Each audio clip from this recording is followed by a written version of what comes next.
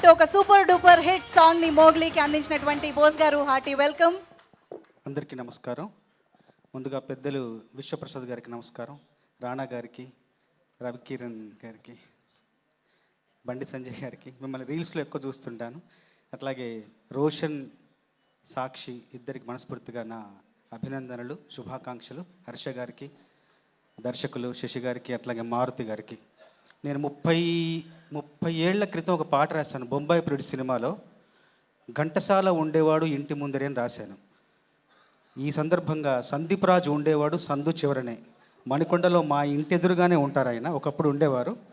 చాలా చాలా చాలా అత్యంత ప్రతిభావంతుడు, సున్నితమైన హృదయం కల దృఢమైన భావుకుడు ఆయన. చాలా చాలా కథ కానీ, కథాంశం కానీ, సన్నివేశాలు కానీ ఎంతో గొప్పగా చెప్తారు. ఇందులో ఒక పాటను సృష్టించిన సందర్భం నా మనసును చాలా ఆకట్టుకుంది. ఈ పాట రాసింది మారేడుమిల్లిలో.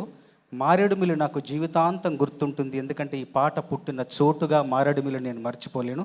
అంత మంచి పాట సృష్టించే అవకాశం ఇచ్చిన సందీప్ గారికి, కాలభైరవకు మనస్ఫూర్తిగా ధన్యవాదాలు. ఇలాంటి వేదికల మీదకి రావాలంటే ధైర్యం ఇచ్చే 4 మాటలు అవసరం ఉంటాయి. ఆ 4 మాటలు ఈ పాటలో రాశాను.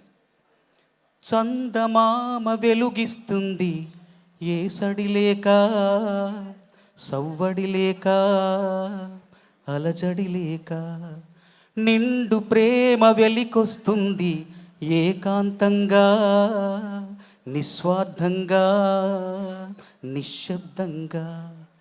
పువ్వుల్లోనా ధ్వని ఉంటుందా, రంగుల్లోనా ధ్వని ఉంటుందా, శ్వాసల్లోనా ధ్వని ఉంటుందా, ప్రాణంలోనా ధ్వని ఉంటుందా, ప్రేమల్లోనా. ఈ శబ్ద కాలుష్యాల అవసరముందా? శబ్ద కాలుష్యాల అవసరం లేని చిత్రం ఇది. కాకపోతే ఈ సినిమా తాలూకు నిశ్శబ్ద విజయ శబ్దం మాత్రం చాలా భారీగా, ఘనంగా వినిపించబోతుందన్న ఒక నమ్మకంతో, విశ్వాసంతో ఈ చిత్రంలో పాట రాసే అవకాశం ఇచ్చిన సందీప్ గారికి, అట్లాగే కాలభైరవకి మనస్ఫూర్తిగా ధన్యవాదాలు తెలియజేసుకుంటూ, విశ్వప్రసాద్ గారు కూడా మనస్ఫూర్తిగా ధన్యవాదాలు. అందరికీ శుభాకాంక్షలు. Thank you sir, thank you very much.